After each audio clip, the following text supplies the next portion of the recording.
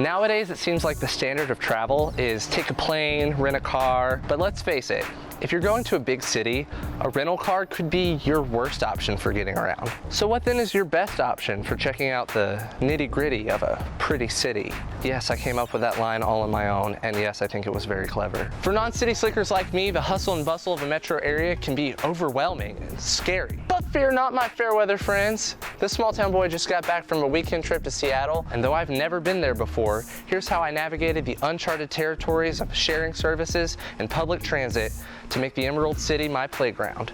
This is the new era of transportation. Now, if you can hear there's a train coming, an actual train, those aren't sound effects.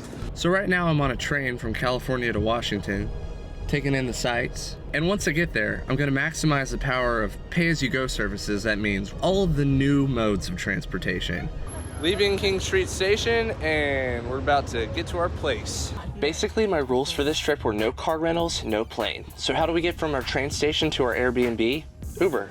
The next morning, we got up and took a bus ride into the heart of downtown. This is me booking tickets to the Museum of Pop Culture. There's a jump bike right there.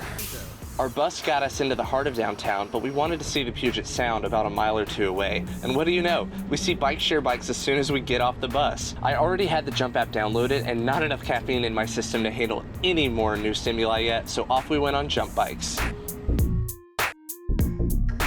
So despite the immense fun we were having on jump bikes, we eventually actually used them to get from point A to point B. Our next stop was the Museum of Pop Culture, about a mile and a half away. It took us about 10 minutes and $1.50 a piece on jump bikes. Seattle is a hub for various forms of transportation. There's a monorail coming in right now. Hopping in an Uber. In true Southerner fashion, I'm sipping on some sweet tea, and in true millennial fashion, I'm taking an Uber to the Amazon Go store. All right. Take it easy. We are here at Amazon Go. Holy heck.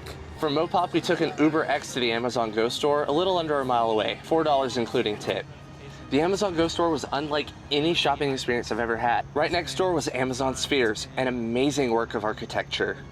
And what do you know? More jump bikes. Refueled and ready to go, we biked 3/4 of a mile to Pike Place Market. 5 minutes, $1. We checked out the sights, did the standard tourist stuff. Also, if you're noticing a bunch of people in costume, an anime convention was in town this weekend. I don't think people normally dress like that in Seattle.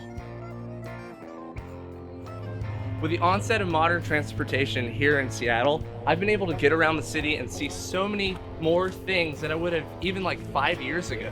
Check it, it's 1:30 p.m. and I've already seen Mopop, the Space Needle, the Amazon Spheres, Pike's Place Market, with the Starbucks original location.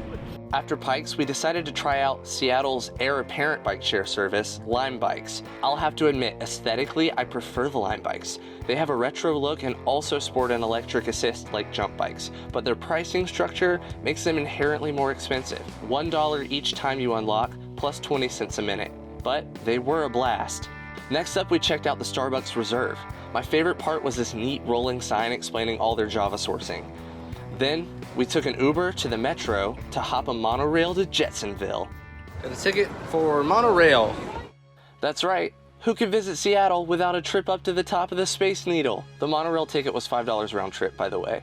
I have to say, growing up in Florida, Seattle seemed like the opposite end of the earth for me. We picked such a beautiful day to see it, and honestly, I don't think you could have a much more organic experience. Just look at these sights. And we did it without ever having to drive a car. What I found on this trip is the immediacy of these modern modes of transportation can really streamline a vacation. Ultimately, all you need is a smartphone app and a willingness to try something a little unconventional.